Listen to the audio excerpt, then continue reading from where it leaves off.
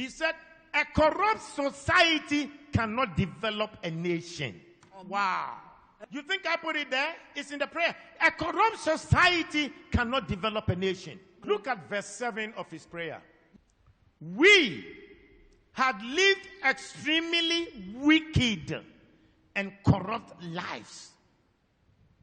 Look at it. We have acted very corruptly. How have we acted? How? Shout it. One more time. For the last time. He linked the broken world to their corrupt lives. He linked the disgrace, the shame, and the reproach to their corrupt lives. And he said, we have acted corruptly. All the broken walls I'm talking about in our country is as a result of our corrupt lives. And over 3,000 years ago, Nehemiah prayed and said that when the people are corrupt, things do not go well in their country.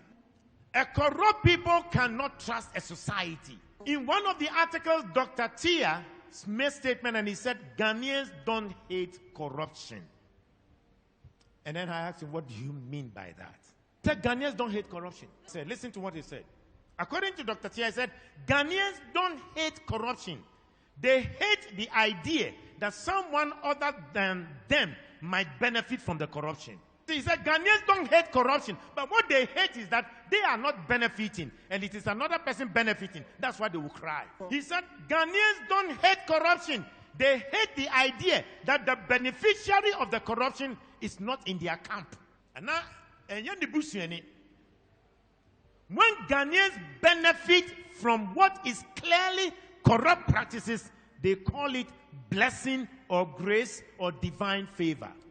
Ghanaians, according to Dr. Tia, are okay with corruption as long as they are part of the chopping brigade. He said Ghanaians are okay with corruption as long as their people who are indulging in it are okay. Dr. Tia said, put a Ghanaian in a place of responsibility, and his first act is to see how he can use the position to benefit himself and his cronies. And if for some reason he doesn't do that, his friends and relatives will tell him that if you don't want to get rich, then you should steal for them. And if they resist, they will tell him that God has put him in that position so that he can be a blessing to his people. So you see what he said? He said, well, as long as others are benefiting from the corruption, and when you get an appointment, they will expect you to use whatever means to make money for yourself. And if you are not making money for yourself, Ghanaians will say, okay, now do it for them. So that at least when you do it, it is a blessing from God. If it is another person doing the same, they call it corruption. But if they are doing it, they say, Nyamis, God's favor. So you see, what Nehemiah said in his prayer, that we, as people, we have lived extremely corrupt, which led to the broken walls of Jerusalem. I came across an article by the Chinese ambassador here in Ghana, and this is what he said. I am proving to you what Nehemiah said, we have lived corruptly. He said, no Chinese knows the location of Ghana's mining communities or the reserve. It is Ghanaians that introduced them to the trade. Number two, he said, China does not issue visas to Chinese coming to Ghana.